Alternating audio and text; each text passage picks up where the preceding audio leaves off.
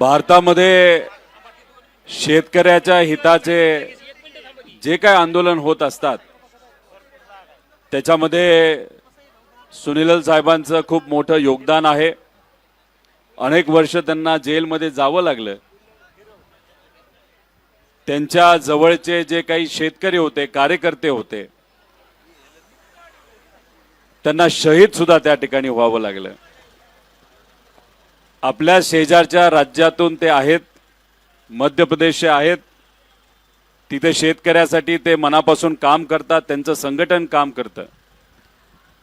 सुनील साहेबांचे मी परत एकदा आभार व्यक्त करतो आणि त्यांच्या भाषणामध्ये त्यांनी शेतकऱ्याची आजची परिस्थिती काय हे सांगितलंच, पण त्यांचे आंदोलन ते कसे करतात, शेतकरी स्वतःच्या हिमतीवर रस्त्यावर उतरून न्याय मिळावं यासाठी कसं लढतात, त्यांची मुलं कसं लढतात हे त्यांनी या ठिकाणी सांगितलं।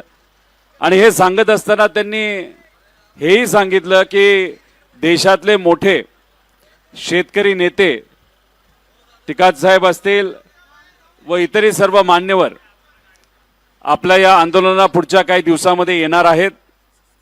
त्यामुळे आपला हा विषय फक्त महाराष्ट्रापुरता राहिला असं समजून चालणार नाही।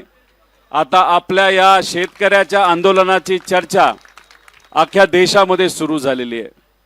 त्याच्याच बरोबर त्यांनी हेही सांगितलं की पुढच्या काही दिवसांमध्ये राजू शेट्टी साहेब येणार आहेत, क्षीरसागर भाऊ त्या ठिकाणी येणार आहेत, अजित भाऊ नवले येणार आहेत। त्यामुळे या राज्यात पण शेतकऱ्यांसाठी लढणारे सर्व शेतकरी नेते उद्या आणि परवा नाही तर 3 दिवसांमध्ये आपल्या या आंदोलनामध्ये शेतकऱ्याला पाठिंबा देण्यासाठी येणार आहे। त्यामुळे आपण ही घोषणा इथं केली, यासाठी सर्व शेतकरी बंधू आणि भगिनींच्या वतीने मी मनापासून आपके यहाँ पे आभार व्यक्त करता हूं। मोहिते साहेब खासदार या ठिकाणी आलेले आहेत, ते आपल्या सर्वांशी बोलतीलच, पण काही वेळापूर्वी खास करून मीडियाला सांगतो, या राज्याचे मुख्यमंत्री देवेंद्र फडणवीस साहेब मीडियाशी बोलत होते। शेतकऱ्याच्या हिताचं ते कुठेही काही बोलत नव्हते। या देशामध्ये पंतप्रधान मोदी साहेब 12 वर्ष जे पंतप्रधान राहिलेले आहेत, त्यांच्या मार्गदर्शनाखाली हा देश कसा चालला, कसं काम केलं हे सांगण्यासाठी त्यांनी प्रेस कॉन्फरन्स घेतली होती। आमच्या सगळ्यांची इच्छा होती आणि आशाही होती की शेतकऱ्यासाठी ते काहीतरी बोलतील, शेतकऱ्याची आजची परिस्थिती समजून घेऊन न्याय देण्याचा प्रामाणिकपणे प्रयत्न करतील। पण शेवटी त्यांचे नेते मोदी साहेबांची प्रशंसा करण्यासाठी त्यांनी प्रेस कॉन्फरन्स घेतली होती आणि त्या प्रेस कॉन्फरन्समध्ये आपल्या महाराष्ट्राच्या एका पत्रकाराने प्रश्न केला की पंढरपूरला सर्वसामान्य शेतकरी अन्नदात्यासाठी अन्नत्याग आंदोलन करत आहेत आणि म्हणत आहेत की आम्हाला कर्ज वसुली नको, आम्हाला कर्ज माफी पाहिजे। त्याच्यामध्ये म्हणजे आपण म्हणजे इथं बसणारे जे आंदोलनकर्ते आहेत, शेतकरी आहेत, त्या सगळ्यांची मागणी अशी आहे की हा जो GR आहे, जो शासनाने 2 जून 2026 ला काढलेला आहे, पुण्यश्लोक अहिल्यादेवी होळकर शेतकरी कर्जमुक्ती योजना 2026, या GR मध्ये काही अटी आहेत असं आपण म्हणतो, असं पत्रकारांनी सांगितलं, ज्या जाचक आहेत, अडचणीच्या आहेत आणि 38 लाख ते 40 लाख शेतकऱ्यासाठी अन्यायकारक आहेत। त्या अटी काढण्यात याव्या अशी प्रामाणिक इच्छा आणि अपेक्षा शेतकऱ्याची आणि आंदोलनकर्त्यांची आहे। त्यामुळे आपण या जाचक अटी काढणार का असा प्रश्न एका चांगल्या पत्रकाराने मुख्यमंत्री साहेबांना त्या ठिकाणी केला आणि मुख्यमंत्री साहेब बोलत असताना त्यांनी एवढंच सांगितलं की या GR मध्ये कुठेही चुकीच्या शेतकऱ्यांवर अन्याय करणाऱ्या अटी नाहीयेत। आता हा GR आहे, हा GR मी आपल्या सर्वांना वाचून दाखवतो। याच्यामध्ये दुसरंच पान आहे या सरकारच्या GRचं। या दुसऱ्या पानावर कर्जमुक्ती असं नाव दिलंय. कर्जमाफी नाही, कर्जमुक्ती म्हणजे तुम्हाला कर्जातून मुक्त केलं असं या शासनाचं म्हणणं आहे. कर्जमुक्तीमध्ये तिसरा मुद्दा आपण जर वाचला त्याच्यामध्ये सरकारने लिहिलेलं आहे, ज्या शेतकऱ्यांना यापूर्वी महात्मा ज्योतिराव फुले शेतकरी कर्जमुक्ती योजना 2019 या योजनेचा लाभ मिळाला आहे, अशा शेतकऱ्यांनी दिनांक 1/4/2019 ते दिनांक 31/3/2025 पर्यंत उचल केलेल्या अल्पमुदत पीक कर्ज व पीक कर्जाचे केलेले पुनर्गठन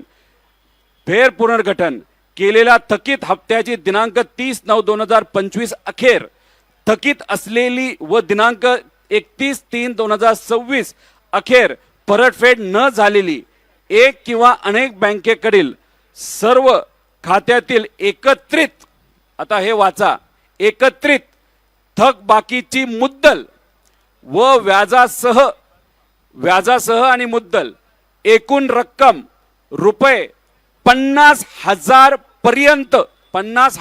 पर्यंत असल्यास त्यांना या योजनेअंतर्गत रुपये 50,000 अधिक मर्यादेपर्यंत कर्जमुक्तीचा लाभ देण्यात येईल. 50,000ची अट आहे का याच्यात? आहे. 2019च्या कर्जमाफी जी झाली, ज्या शेतकऱ्यांनी त्या कर्जमाफीचा लाभ घेतला अशा शेतकऱ्यांना 50,000ची कर्जमाफी देऊ अशी अट याच्यामध्ये टाकलेली आहे. म्हणजे त्याचा अर्थ सरकार असं म्हणतंय की 50,000 रुपयेपर्यंत तुम्ही कर्ज घेतलं असेल, 30,000, 40,000, 50,000, तर तुम्हाला 50,000 पर्यंत कर्जमाफी हे सरकार देणार. याच्यात कुठेही 2 लाखाचा उल्लेख आहे का? 2 लाखाचा उल्लेख कुठेही सरसकट असा उल्लेख आहे का? मग ही अट जाचक आहे का नाही आहे आपल्याला? तर 100% आहे. मग ही अट काढली गेली पाहिजे का नको? बरं, आता हे झालं 50,000 पर्यंत ज्या लोकांचं कर्ज आहे. समजा तुमचं 51,000 कर्ज आहे, 70,000 कर्ज आहे, 1 लाख, 3 लाख, 4 लाख कर्ज आहे.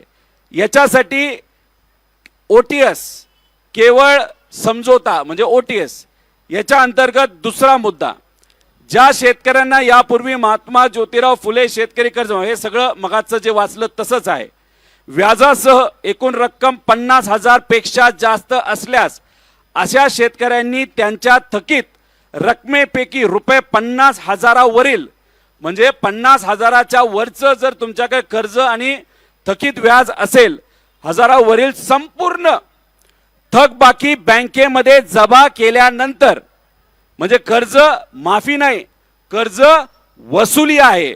म्हणजे बँकेमध्ये जमा केल्यानंतर 3 लाख असेल 2.5 लाख भरायचे, 1 लाख असेल 50,000 भरायचे, 4 लाख असतील तर किती भरायचं? 3.5 लाख रुपये भरायचे. आणि हे भरल्यानंतर मग तुम्हाला 50,000 रुपये हे बँकेमध्ये त्या ठिकाणी सरकारकडनं मिळतील. ही अट योग्य आहे का? ही सुद्धा कशाला जोडली यांनी? 2019च्या कर्जमाफीला. मग आमचं हेच मत आहे, 2019ची अट टाकण्याचं कारण काय? अट तुम्ही अजिबात टाकू नका, ही अट काढा, एवढीच माफक आमच्या सगळ्यांची अपेक्षा आहे. आणि ही अट काढली तर आपल्या सर्वांना किती रुपयेपर्यंतचा फायदा होणार आहे? 2 लाख रुपये. आजच्या अडचणीच्या काळामध्ये मला शेतकऱ्यांना विचारायचंय, पाहिजे का नाही 2 लाख पर्यंतची मदत? खरं तर आमच्या शेतकऱ्याला सरसकट कर्जमाफी पाहिजे. 4 लाखाचं कर्ज असेल तर 4 लाख माफ झालं पाहिजे. आता केळ उत्पादक शेतकरी आम्हाला भेटले, 7 लाख कर्ज आहे, भरता येत नाही, 2 रुपये किलोला केळी विकली आहे. काही इथं शेतकरी भेटले, त्यांच्याकडे तिथं जी आता डाळिंबाची बाग आहे, पावसात खराब झाली, तिथं केळीची बाग आहे, ती पावसात खराब झाली, झोपली आहे, पैसे मिळत नाही. अशांची मागणी आहे की सरसकट तिथं करा. आता मी तिसरा प्रोत्साहनपर लाभ याच्यामधली अट तुम्हाला वाचून दाखवतो. याच्यामध्ये वरचं मी वाचत नाही, याच्यामध्ये काय लिहिलंय? तथापि अशा पात्र शेतकऱ्यांनी सन 2025 आणि 26 मधलं हे कुठलं वर्ष झालं आता जे चालू आहे, बरोबर आहे? म्हणजे गेलं 2025 आणि 26 व सन 26 आणि 27, 26-27 वर्ष संपले का हो? संपले का? म्हणजे व सन 2026-27 या आर्थिक वर्षात अल्प मुदत पीक कर्ज घेतले असल्यास अशा कर्जाची देखील विहित मुदतीत परतफेड करणे अनिवार्य असेल. अरे वर्ष तर संपू द्या. वर्ष संपायच्या आधीच तुम्ही जर हा मुद्दा टाकत असाल त्याचा अर्थ या सरकारचं काय करायचं? यांना वर्षभर तुम्हाला कर्ज माफी द्यायचीच नाही, कशाच्या बाबतीत? प्रोत्साहनपर लाभ द्यायचाच नाही. 2017ला किती शेतकरी होते? 14 लाख शेतकरी होते या अंतर्गत ज्यांना तिथं प्रोत्साहनपर लाभ मिळाला. 2021ला किती होते? 14.5 लाख होते. म्हणजे आज पण शेतकरी किती असतील? हे 14 लाख शेतकरी असतील. यांना काय सांगतात? 2025, 26 आणि 26-27 मध्ये जर तुम्ही रेग्युलर ठेवलं तुमचं कर्ज तरच तुम्हाला 50,000 रुपये प्रोत्साहनपर मिळणार. चालणार काय? थांबायचं काय वर्षभर? मग आता ज्या काय अडचणी आहेत, अवकाळी पाऊस असेल, त्याच्याबरोबर अतिवृष्टी असेल, याच्यामध्ये होणारं नुकसान, आणि काय म्हणते हे सरकार? 27 वर्ष अखेर म्हणजे येणारा पाऊस जो होणार नाही, ज्याच्यात पीक येणार नाही, त्याच्यामध्ये जे नुकसान होणार आहे त्याचा सुद्धा या सरकारने विचार केला नसेल. पाहिजे का या अटी? बर ह्या अटी मी लिहिल्यात का? मी काय राज्याचा मुख्यमंत्री आहे का? मी राज्याचा मंत्री आहे का? हे त्यांच्या GR मधून वाचवून दाखवलंय का नाही दाखवलं?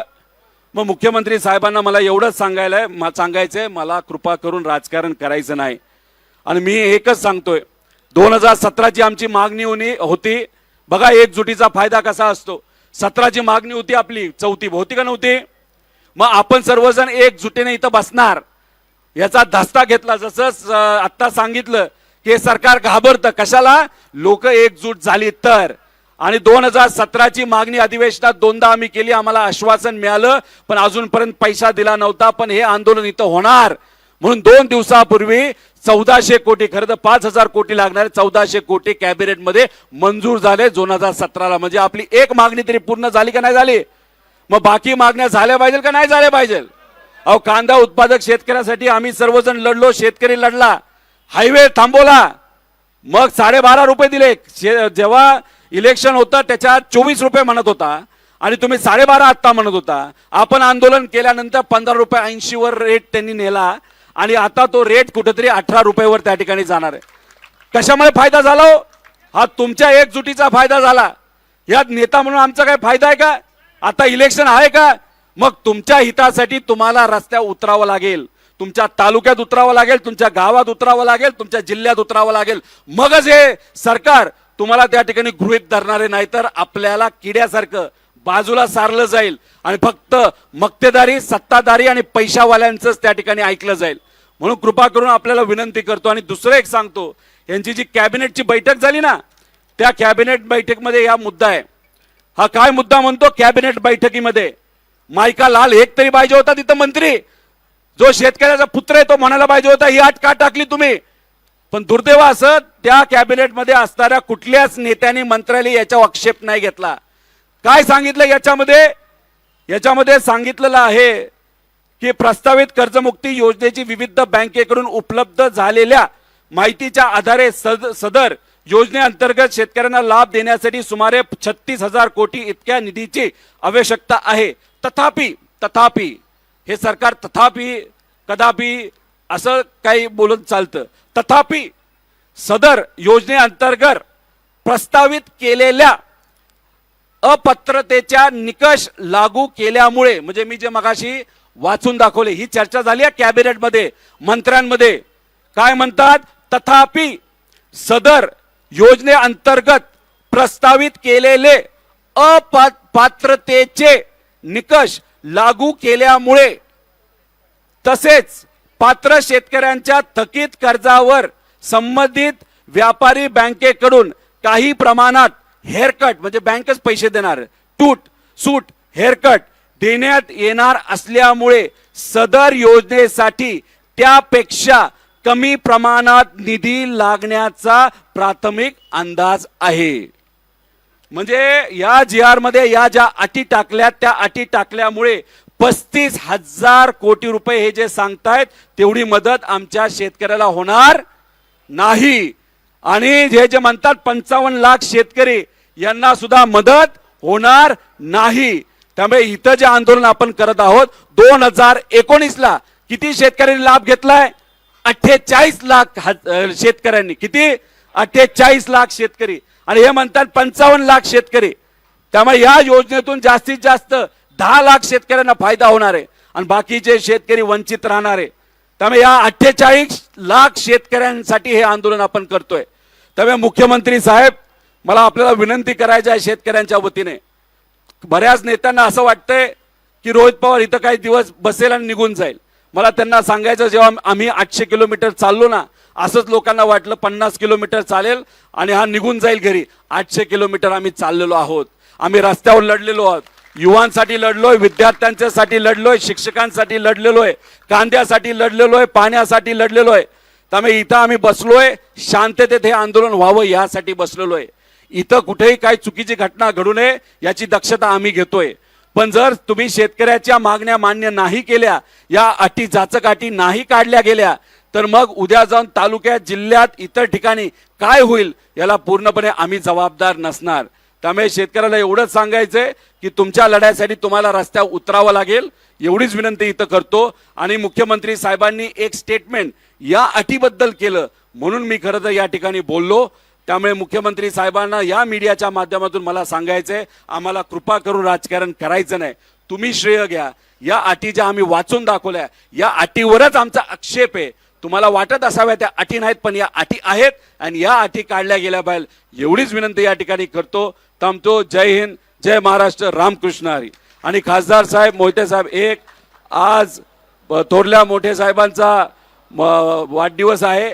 त्यामुळे मी त्यांना मनापासून, विजयभाऊ मोहिते साहेबांचा या ठिकाणी वाढदिवस आहे, त्यांना मी वाढदिवसानिमित्त शुभेच्छा देतो. आणि त्याचे कार्यक्रम असल्यामुळे खासदार साहेबांना थोडासा उशीर झाला, पण शेतकऱ्याच्या हितासाठी खासदार साहेब खांद्याला खांदा लावून इथं आपल्याबरोबर लढत आहेत. त्यांचं मी आभार व्यक्त करतो, ते या ठिकाणी आलेत. धन्यवाद. जय किसान, जय जवान.